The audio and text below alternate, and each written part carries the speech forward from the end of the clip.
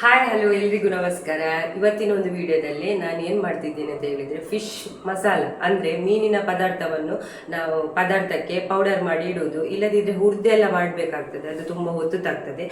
ಒಂದು ವಾರಕ್ಕೆ ಎಷ್ಟು ಬೇಕು ಅಷ್ಟನ್ನು ನಾವು ಪೌಡರ್ ಮಾಡಿ ಇಟ್ಟರೆ ನಮಗೆ ಸುಲಭ ಆಗ್ತದೆ. ಹಾಗೆ ಇದು ಏನಾದರೂ ಮೀನೆಲ್ಲ ತರುವಾಗ ಅತ್ಯಂತ ಸುಲಭದಲ್ಲಿ 10 ನಿಮಿಷದಲ್ಲಿ ನಮಗೆ ಮಾಡ್ಬೋದು ಈ ರೆಸಿಪಿಯನ್ನು. ಹಾಗೆ ಇದರ ಜೊತೆ ಫಿಶ್ ಫ್ರೈ ಮಸಾಲವನ್ನು ಕೂಡ ನಾನು ಮಾಡ್ತಿದ್ದೇನೆ. ಹಾಗೆ ತುಂಬ ಸುಲಭ ವಿಧಾನದಲ್ಲಿ ಯಾವ ರೀತಿ ಮಾಡೋದು ಅಂತ ಇವತ್ತಿನ ವಿಡಿಯೋದಲ್ಲಿ ನೋಡುವ. ಹಾಗಿದ್ರೆ ವಿಡಿಯೋ ಸ್ಟಾರ್ಟ್ ಮಾಡುವ. ಅದಕ್ಕಿಂತ ಮುಂಚೆ ಯಾರೆಲ್ಲ ನನ್ನ ಚಾನಲನ್ನು ಸಬ್ಸ್ಕ್ರೈಬ್ ಮಾಡದೆ ನೋಡ್ತಿದ್ದೀರಾ, ಸಬ್ಸ್ಕ್ರೈಬ್ ಮಾಡಿ ನನ್ನ ಚಾನಲ್ಗೆ ಸಪೋರ್ಟ್ ಮಾಡಿ. ಇದಕ್ಕೆ ಏನೆಲ್ಲ ತಗೊಂಡಿದ್ದೀನಿ ಅಂತ ನೋಡುವ. ಇಲ್ಲಿ ನಾನು ಮೆಣಸನ್ನೆಲ್ಲ ಒಣಗಿಸಿ ತಗೊಂಡಿದ್ದೇನೆ. ಬಿಸಿಲೆಲ್ಲ ಸ್ವಲ್ಪ ಇದ್ದ ಕಾರಣ ಜಾಸ್ತಿ ಒಣಗಿಸ್ಲಿಕ್ಕೆ ಆಗ್ಲಿಲ್ಲ. ಇನ್ನು ಹುರಿಯುವಾಗ ಅದು ಕರೆಕ್ಟಾಗಿ ಡ್ರೈ ಆಗ್ತದೆ. ಹಾಗೆ ಜೀರಿಗೆ, ಸಾಸಿವೆ ತಗೊಂಡಿದ್ದೇನೆ, ಸ್ವಲ್ಪ ಓಂಕಾಳು, ಹಾಗೆ ಸ್ವಲ್ಪ ಮೆಂತ್ಯ ಕಾಳು, ಮತ್ತೆ ಒಣಶುಂಠಿಯನ್ನು ತಗೊಂಡಿದ್ದೇನೆ ಸ್ವಲ್ಪ. ಇದು ಮೀನಿನ ಪದಾರ್ಥಕ್ಕೆ ಅಗತ್ಯವಾಗಿ ನಾವು ಪೌಡರ್ ಮಾಡುವಾಗ ಹಾಕ್ಕೊಳ್ಬಹುದು. ಹಾಗೆ ಇಲ್ಲಿ ಕೊತ್ತಂಬರಿ ಬೀಜ ನೋಡ್ಬೋದು. ನಾನು ಎಷ್ಟು ಕಪ್ ಮೆಜರ್ಮೆಂಟ್ ಅಂತ ಮತ್ತೆ ಹುರಿಯುವಾಗ ತೋರಿಸ್ತೇನೆ. ಹಾಗೆ ಇಲ್ಲಿ ಪೆಪ್ಪರ್ ಕೂಡ ತಗೊಂಡಿದ್ದೇನೆ, ಕರಿಮೆಣಸನ್ನು ಕೂಡ.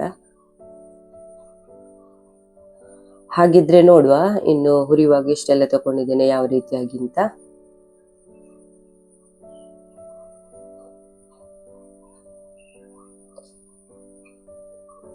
ಈಗ ಮೊದಲಿಗೆ ಒಂದು ದೊಡ್ಡ ಪಾತ್ರೆಗೆ ನಾವಿಲ್ಲಿ 300 ಗ್ರಾಮ್ನಷ್ಟು ನಾನು ರೆಡ್ ಚಿಲ್ಲಿಯನ್ನು ತಗೊಂಡಿದ್ದೇನೆ. ಇದನ್ನು ನಾವು ಬಿಸಿಲಿದ್ರೆ ಒಂದು 2 ದಿವಸ ಬಿಸಿಲಿಗೆ ಇಟ್ಟರೆ ಕೂಡ ತುಂಬಾ ಒಳ್ಳೇದು. ಈಗ ನಾನು ಇಲ್ಲಿ ಎಣ್ಣೆಯನ್ನ ಹಾಕದೆ ಕರೆಕ್ಟ್ ಆಗಿ ನಿಧಾನ ಉರಿಯಲ್ಲಿ ಹುರಿದಿದ್ದೇನೆ.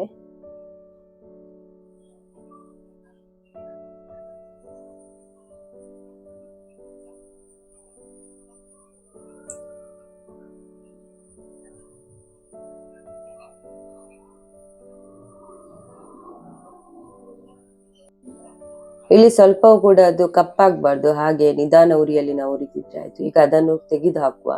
ನಂತರ ಇಲ್ಲಿ 1/4 ಟೇಬಲ್ ಸ್ಪೂನ್ ಅಷ್ಟು ನಾನು ಮೆಂತ್ಯ ಕಾಳನ್ನು ಹಾಕಿದ್ದೇನೆ. ಹಾಗೆ ಆಗ ತಗೊಂಡಿದ್ದಂತಹ ಶುಂಠಿಯನ್ನು ಕೂಡ ಹಾಕಿದ್ದೇನೆ, ಡ್ರೈ ಶುಂಠಿದು.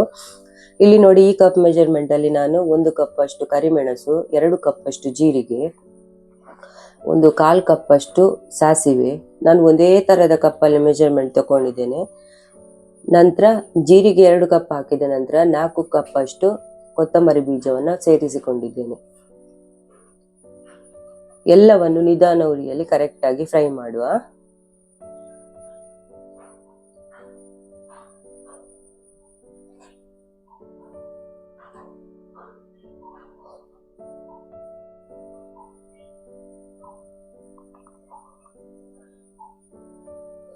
ನಂತರ ಸ್ವಲ್ಪ ಕರಿಬೇವನ್ನು ಕೂಡ ಸೇರಿಸಿಕೊಳ್ಳುವ, ಸ್ವಲ್ಪ ಪರಿಮಳಕ್ಕೆ ಬೇಕಾಗಿ.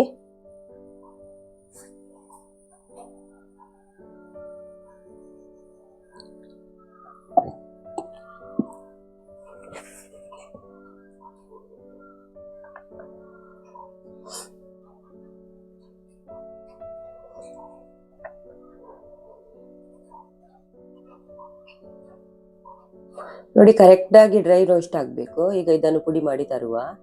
ನೋಡಿ, ಪುಡಿ ಮಾಡಿದ ನಂತರ ಈ ರೀತಿಯಾಗಿ ಆಗ್ತದೆ ಮಿಕ್ಸಿಡ್ ಜಾರಲ್ಲಿ. ನಮ್ಮ ಮನೆಯ ಮಿಕ್ಸಿ ಜಾರಲ್ಲಿ ಆದ್ರೆ ಹೀಗೆ. ಇನ್ನು ತುಂಬಾ ಕ್ವಾಂಟಿಟಿ 5 kg ಜಾಸ್ತಿ ಇದ್ರೆ ನಮ್ಗೆ ಮಿಲ್ಲಿಗೆ ಕೊಡ್ಬೋದು, ಅಲ್ಲಿ ಕರೆಕ್ಟ್ ಆಗಿ ಪುಡಿ ಮಾಡಿ ಕೊಡ್ತಾರೆ ನಮ್ಗೆ. ಮನೆಯಲ್ಲಿ ಆದ್ರೆ ನಾವು ಮಿಕ್ಸಿಯನ್ನು ಬಳಸಿಕೊಂಡು ಈ ರೀತಿಯಾಗಿ ಪುಡಿ ಮಾಡಿ ಒಂದು ಏರ್ ಟೈಟ್ ಕಂಟೈನರ್ಗೆ ತುಂಬಿಸಿಡ್ಬೋದು. ಇಲ್ಲಿ ನೋಡ್ಬೋದು, ಈ ರೀತಿಯಾಗಿ ತುಂಬಿಸಿಟ್ರೆ ಏನು ಕೂಡ ಗಾಳಿ ಕೂಡ ಆಡುದಿಲ್ಲ. ಆದ್ರೆ ಒಂದು 10 ದಿವಸದ ತನಕ ಏನು ಕೂಡ ಆಗುದಿಲ್ಲ. ಮನೆಗೆ ಯೂಸ್ ಮಾಡಿಕೊಳ್ಬಹುದು ಈ ರೀತಿಯಾದ ಮಸಾಲೆಯನ್ನು. ಯಾಕಂದ್ರೆ ನಮ್ಮ ಆಚೆ ಜಾಸ್ತಿಯಾಗಿ ನಾವು ಮೀನಿನ ಪದಾರ್ಥ ಮಾಡೋದ್ರಿಂದ ನಮ್ಗೆ ಇದು ಯೂಸ್ ಆಗ್ತದೆ.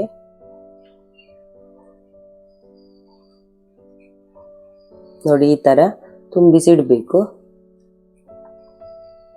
ನಂತರ ಇದರ ಪದಾರ್ಥ ಹೇಗೆ ಮಾಡುದು ಅಂತ ನೋಡುವ. ಇಲ್ಲಿ ನಾನು ಒಂದು ದೊಡ್ಡ ಅರ್ಧ ಭಾಗದಷ್ಟು ತೆಂಗಿನ ತುರಿಯನ್ನು ತಗೊಂಡಿದ್ದೇನೆ, ಸ್ವಲ್ಪ ಬೆಳ್ಳುಳ್ಳಿಯನ್ನು ಸೇರಿಸಿಕೊಂಡಿದ್ದೇನೆ, ಹಾಗೆ ಹುಣಸೆ ಹುಳಿ, ನಾವು ಇಲ್ಲಿ ಅರಶಿನವನ್ನು ಕೂಡ ಸೇರಿಸಿಕೊಂಡಿದ್ದೇನೆ. ನಂತರ ನಮ್ಗೆ ಎಷ್ಟು ಖಾರಕ್ಕೆ ಅನುಗುಣವಾಗಿ ನಾವು ಮಸಾಲೆ ಪುಡಿಯನ್ನು ಸೇರಿಸಿದ್ರೆ ಆಯ್ತು, ಮೀನಿನ ಮಸಾಲೆ ಪುಡಿಯನ್ನು. ನಾನಿಲ್ಲಿ ದೊಡ್ಡ ಸ್ಪೂನಲ್ಲಿ 2 ಸ್ಪೂನ್ ಅಷ್ಟು ಹಾಕಿಕೊಂಡಿದ್ದೇನೆ, ಸಾಕಾಗ್ತದೆ. ಇದನ್ನು ಗ್ರೈಂಡ್ ಮಾಡಿ ತರುವ.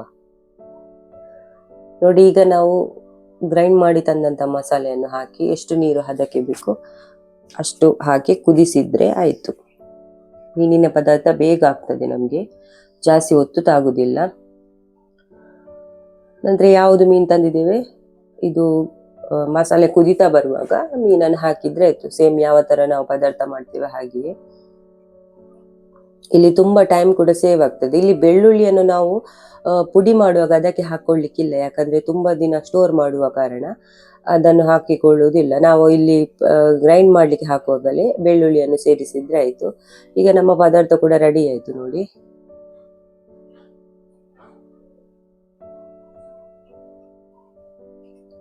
ಈಗ ಮೀನಿನ ಮಸಾಲ ಫ್ರೈ ಅಂದ್ರೆ ಫಿಶ್ ಫ್ರೈ ಮಸಾಲ ಪೌಡರ್ ಅಲ್ಲ ಇದು, ನಾನು ಇದು ಪೇಸ್ಟ್ ಮಾಡ್ತಾ ಇದ್ದೇನೆ ಹೋಮ್ ಮೇಡ್. ಅದನ್ನು ಕೂಡ ನಮ್ಗೆ ಫ್ರಿಜ್ ಅಲ್ಲಿ ಒಂದು 10 ದಿನಗಳವರೆಗೆ ಸ್ಟೋರ್ ಮಾಡಿ ಇಡ್ಬೋದು. ಇಲ್ಲಿ ನೋಡಿ, ನಾನು ಒಂದು 100 ಗ್ರಾಮ್ನಷ್ಟು ಮೆಣಸನ್ನು ತಗೊಂಡಿದ್ದೇನೆ. ಹಾಗೆ ಇದಕ್ಕೆ ಸ್ವಲ್ಪ ಕರಿಮೆಣಸು 1 ಟೀ ಸ್ಪೂನ್ ಆಗ್ಬೋದು. ಇದು ಕೂಡ 1 ಟೀ ಸ್ಪೂನ್ ಅಷ್ಟು ಕೊತ್ತಂಬರಿ ಬೀಜ, ಹಾಗೆ ಜೀರಿಗೆ ಒಂದು ಅರ್ಧ ಟೀ ಸ್ಪೂನ್ ಅಷ್ಟು. ನಂತರ ಸ್ವಲ್ಪ ಕಾಳನ್ನು ಕೂಡ ಸೇರಿಸಿಕೊಂಡಿದ್ದೇನೆ. ಇಲ್ಲಿ ಹಸಿ ಶುಂಠಿ ಮತ್ತು ಬೆಳ್ಳುಳ್ಳಿ ಒಂದು 8 ಎಸಳನ್ನು ತಗೊಂಡಿದ್ದೀನಿ. ಹಸಿ ಶುಂಠಿ ಕೂಡ ಒಂದು ದೊಡ್ಡ ತುಂಡಷ್ಟು ತಗೊಂಡು ಕಟ್ ಮಾಡಿ ಇದನ್ನು ನೈಸ್ ಆಗಿ ಪೇಸ್ಟ್ ಮಾಡಿ ತರುವ. ಇದಕ್ಕೆ ಅರಶಿನ ಕೂಡ ಸೇರಿಸಿ ಗ್ರೈಂಡ್ ಮಾಡುವ. ಇಲ್ಲಿ ನೋಡ್ಬೋದು ನೋಡಿ, ಈ ತರ ಪೇಸ್ಟ್ ನಾವು ತೆಗೆದಿಟ್ಟಿದ್ದೇವೆ. ಇದನ್ನು ಯಾವ್ದಾದ್ರು ಮೀನು ನಾವು ತರುವಾಗ ಇದಕ್ಕೆ ಎಷ್ಟು ಬೇಕು ಅಷ್ಟು, ನಾನು ಇಲ್ಲಿ 2 ಸ್ಪೂನ್ ಅಷ್ಟು ಹಾಕಿಕೊಂಡಿದ್ದೇನೆ. ಅದನ್ನು ಹಾಕಿದ್ರೆ ಆಯ್ತು. ಇದಕ್ಕೆ ನಾನು ಕಾರ್ನ್ ಫ್ಲೋರು ಅದೆಲ್ಲ ಯಾವುದನ್ನು ಕೂಡ ಹಾಕ್ಲಿಲ್ಲ. ಬೇಕಿದ್ದವರು ಈ ಮಸಾಲೆ ಹಾಕುವ ಟೈಮಲ್ಲಿ ಈಗ ನಾವು ಕಾರ್ನ್ ಫ್ಲೋರ್ ಅನ್ನೆಲ್ಲ ಸೇರಿಸಿಕೊಳ್ಬೋದು ನೋಡಿ, ಈ ರೀತಿಯಾಗಿ.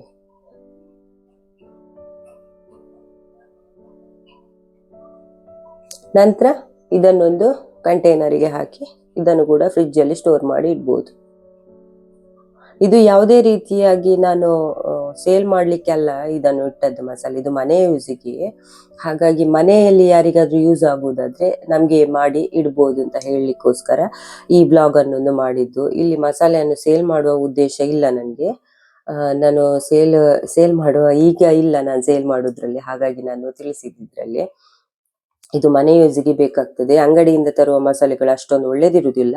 ಹಾಗಾಗಿ ಮನೆಯಲ್ಲೇ ಮಾಡಿದ್ದು ನಾನು. ನನಗೆ ಇದೇ ರೀತಿ ಒಳ್ಳೇದಾಗುದು ನೋಡಿ. ಈಗ ಮೀನು ಕೂಡ ನಾನು ಫ್ರೈ ಮಾಡಿ ತಂದೆ, ಹಾಕಿದ ಮಸಾಲೆಯಿಂದ ಯಾವ ರೀತಿಯಾಗಿ ಫ್ರೈ ಆಗಿದೆ ನೋಡಿ. ಇದಕ್ಕೆ ಕಾರ್ನ್ ಫ್ಲೋರ್ ಅದೆಲ್ಲ ಏನು ಬಳಸಲಿಲ್ಲ, ಕರೆಕ್ಟ್ ಆಗಿ ಬಂದಿದೆ.